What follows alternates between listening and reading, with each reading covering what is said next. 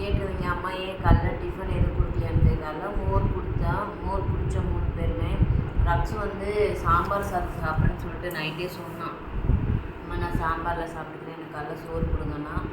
ஆனால் அவன் நான் ஷார்ட்ஸ் எடுக்கிறதுக்கு முன்னாடி நான் சாப்பிட்டான். குளிக்க போயிருந்த கேப்பில் அவன் சாப்பிட்டான். இப்போ தான் நானும் நிறுவும் சாப்பிட்றோம். கொஞ்சம் சவுண்டாக பேசினா கேட்கும். நானும் நிறுவு இப்போ தான் சாப்பிட்றோம். என்னால் இந்த தலைவலியும் சரி, இந்த ஒரு மாதிரி இதெல்லாம் வலிக்குது. அதனால் என்னால் சரியாக பேச முடியல. சரி எல்லோரும் வாங்க சாப்பிட்லாம். முடிஞ்ச வரைக்கும் சீக்கிரமாக ஒரு 11 மணிக்கு லைவ் வர பார்க்குறேன். ஓகேங்களா? இப்போ எல்லோரும் வாங்க சாப்பிட்லாம். என்னென்னா பழைய சாப்பாடு, பழைய குழம்பு, பழைய ரசம், மட்டும் ஃப்ரெஷ்ஷு, புது கேசரி. நாங்கள் கேசரி சாப்பிட்லாம்.